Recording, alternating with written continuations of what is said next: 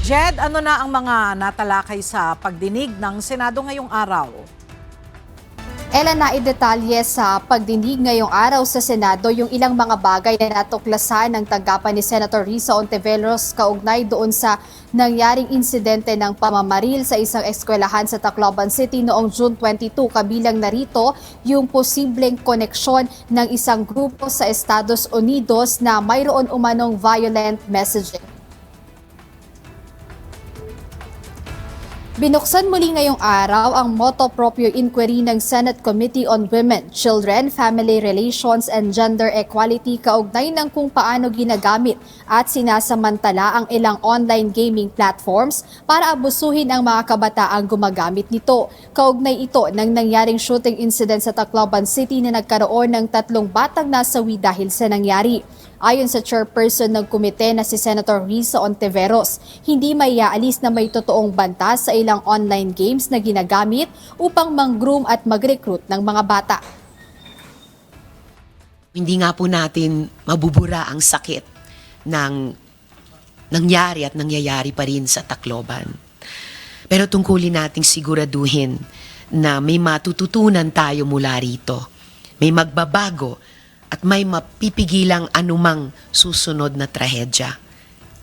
Ang mga groomers na ito ay organisado. Marunong magtago sa likod ng fake accounts. Kayang magpanggap na kalaro o kaibigan. At araw-araw nag-aabang ng mga batang bibiktimahin. Bukod dito, nilinaw rin ni Senator Hontiveros sa pagsisimula ng pagdinig na hindi niya ipinapanawagan ang pag-ban sa online games at hindi niya itinuturing na kalaban ang gaming community. Ang tunay na layunin aniya na nais nilang masolusyonan ay ang mga panganib na maaaring kaharapin ng mga bata habang naglalaro at nakikipag-usap online. Sinabi rin ng senador na kinakailangan ng reforma hindi lang sa regularisasyon ng ilang online gaming platforms, kundi pati sa paaralan at iba pang aspeto na may kaugnayan sa ganitong mga insidente. Kailangan natin ng tamang regulasyon para siguruhin na sapat ang gabay at proteksyon sa kabataan online. Kapag may warning signs, dapat may kikilos bago pa maging breaking news. Kapag may groomer o recruiter na lalapit sa bata, dapat may haharang bago pa may masirang buhay.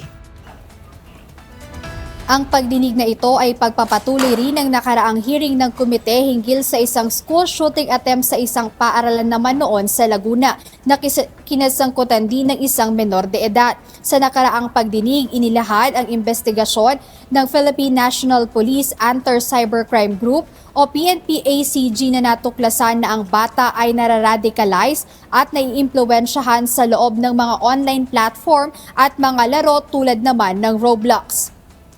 Ella, sa mga oras na ito ay nagpapatuloy yung pagdinig dito sa Senado at ilan nga sa mga naimbitahan sa nasabing pagdinig ay ilang representatives mula sa Justice Department at ilang law enforcement agencies at dumalo rin sa pagdinig ngayong araw dito sa Senado yung ilan sa mga kaanak ng biktima ng nangyaring shooting incident dito sa Tacloban City. Maging dumalo rin sa hearing yung tita na pulis ni Alias Nash na isa sa mga suspect dito sa nangyaring shooting incident at sinasabing may-ari nga rin nung baril na ginamit ni Alias Nash doon sa incident at mayroon din representatives from Department of Education at Department of Social Welfare and Development at bilang sinasabi na yung insidente ay connected din doon sa mga online platforms, nag-imbita rin sa nasabing pagdinig ng representatives mula sa tech industries, telecommunications at maging game developers. Ayan muna update mula rito sa Senado. Balik sa inyo, Ella.